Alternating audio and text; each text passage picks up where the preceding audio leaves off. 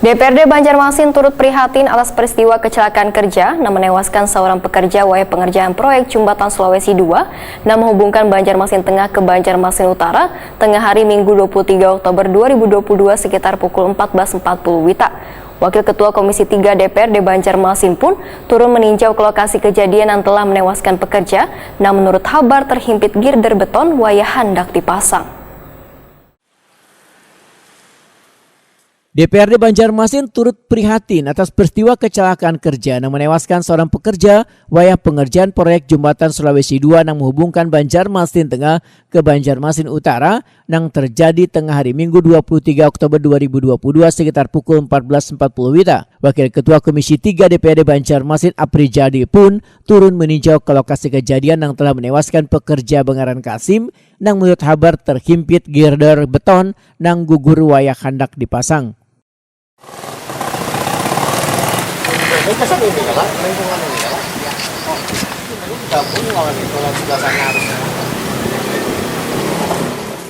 Wakil Ketua Komisi 3 DPRD Banjarmasin Aprijadi Waitakuni Prima TV tengah hari Senin 24 Oktober 2022 menyatakan turut prihatin dan berbelasungkawa atas kejadian ini dan berharap kejadian kecelakaan kerja kada terulang lagi. Politisi Partai Amanat Nasional ini pun meminta kehati-hatian dari pekerja setiap melakukan pembangunan apapun karena disiplin SOP keselamatan kerja harus dilaksanakan. Selain itu disarankan setiap ada pengerjaan proyek harus dipasangi CCTV yang berguna untuk mempermudah pengawasan. Bahkan wayah ada insiden peristiwa bisa diketahui karena terekam di CCTV. Yang jelas kami turut berbelasungkawa terhadap salah satu petugas yang bekerja yang menjadi korban. Kami sangat berbelasungkawa atas kejadian tersebut.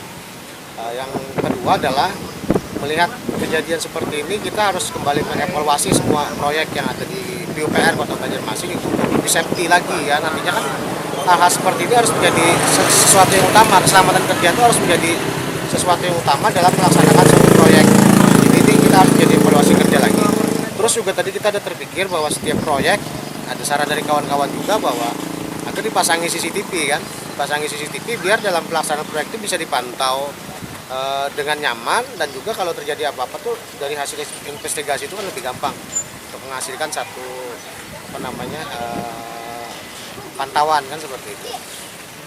Nah yang jelas dalam hal ini kita masih belum tahu hasil investigasinya seperti apa.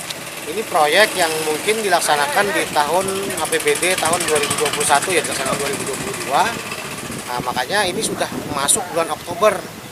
Kira-kira ini Desember harus sudah clear kan seperti itu kalau menurut proses kontrak, tapi tolong koreksi nanti kalau dari saya kalau saya salah. Nah khawatirnya gara-gara ini kejar-kejaran dengan yang namanya deadline, maka hal-hal yang bersifat keselamatan kerja itu terabaikan. Aprijadi menambahkan, Komisi 3 dalam waktu dekat wacananya akan menggelar rapat dengar pendapat dengan Dinas Pekerjaan Umum dan Perumahan Rakyat Banjarmasin. Dalam rapat dengar pendapat nantinya, kada hanya membicarakan terkait kejadian di Jembatan Sulawesi II, namun berbagai progres proyek fisik yang telah dikerjakan Dinas PUPR Banjarmasin. Yang jelas kami akan sesegera mungkin memanggil PUPR, tapi bukan cuma kaitannya dengan kejadian ini, tapi mengevaluasi secara keseluruhan kegiatan-kegiatan yang ada di PUPR. Jadi dari sistem kerja, sistem pelaksanaan itu harus melalui evaluasi besar-besaran supaya hal seperti ini tidak terulang kembali.